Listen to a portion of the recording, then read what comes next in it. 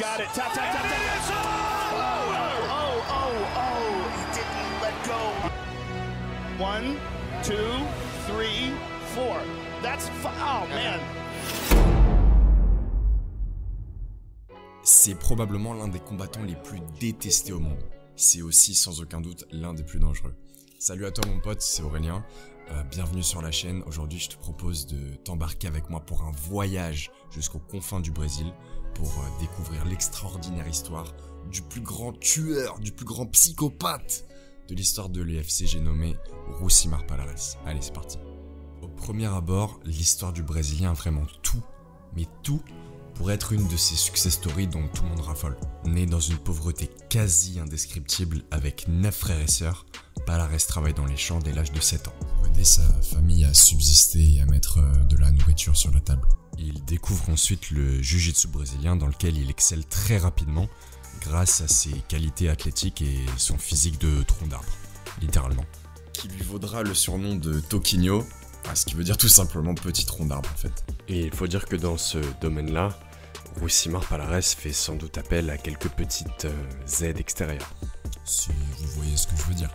Il sera d'ailleurs suspendu un peu plus tard dans sa carrière pour des taux de testostérone près de 9 fois supérieurs à la moyenne. Bon, jusque-là, à part le petit couac de son expérience de chargé de communication, on a plutôt un scénario ultra inspirant en fait.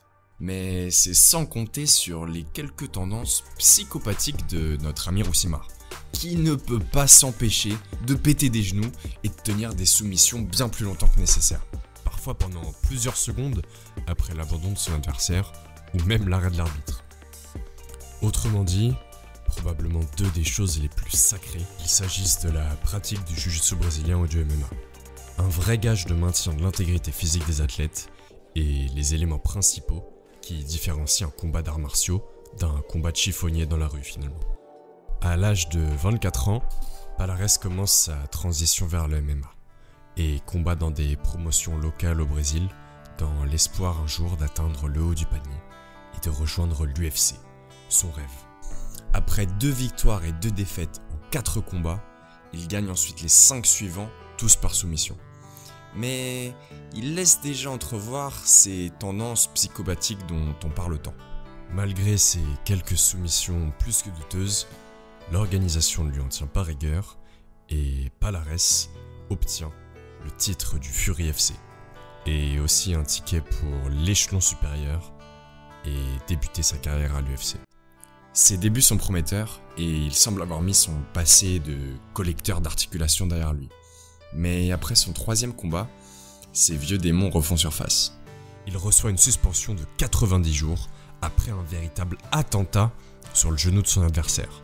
Le plus étrange dans tout ça, c'est que pendant la même période, Rousimar Palhares va concourir à l'ADCC, la plus grande compétition de grappling avec soumission du monde.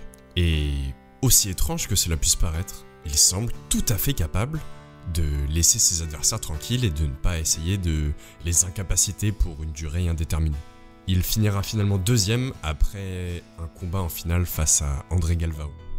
De retour à l'UFC après sa suspension, il se fera définitivement bannir à la suite de son combat face à Mike Pierce. Vous l'aurez deviné, le problème n'a pas été pour Palhares d'appliquer la soumission mais bien de la lâcher, son adversaire ayant tapé près de 8 fois avant qu'il ne se décide enfin à lâcher sa prise.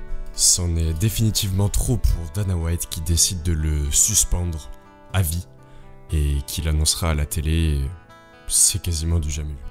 Après avoir été banni, Rousimar Palhares va signer un deal de plusieurs fights avec le World Series of Fighting. Bilan 3 combats et une nouvelle suspension à vie pour notre ami Rousimar qui va cette fois tenir une kimura pendant plusieurs secondes sur l'américain Jake Shields lors du 3e round de leur combat.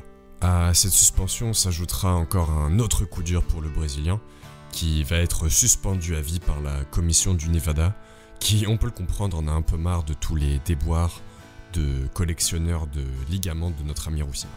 Malheureusement, Rousimar va rester dans l'histoire comme l'homme qui ne lâchait pas les soumissions.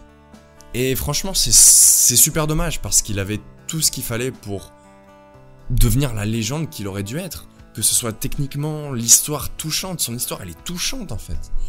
Vivre comme ça, grandir au Brésil avec rien, le mec vivait limite dans la rue. Et grâce aux arts martiaux, il a réussi à s'en sortir. C'est le mythe du héros en fait. Et malheureusement, il a jamais réussi à dépasser ses problèmes. Il n'y a pas d'autre mot pour appeler ça. Et en fait, à canaliser son agressivité et son grain de folie. Même pas petit, je dis petit, mais c'est un gros grain de folie à ce stade. Et voilà, je trouve que c'est vraiment dommage parce que il avait tout. Et malheureusement, il restera dans l'histoire comme ce mec-là. Et tout le monde le déteste en fait, à cause de ça. Alors que, voilà, il avait tout. Bref, je vais peut-être verser une petite larmichette là, presque limite. Les amis, sur ce, j'espère que vous avez appris des choses, que vous avez apprécié, que vous avez passé un bon moment. Moi, je vous souhaite une excellente journée, une excellente soirée. Et je vous souhaite, je l'ai déjà dit ça. À très bientôt. Salam.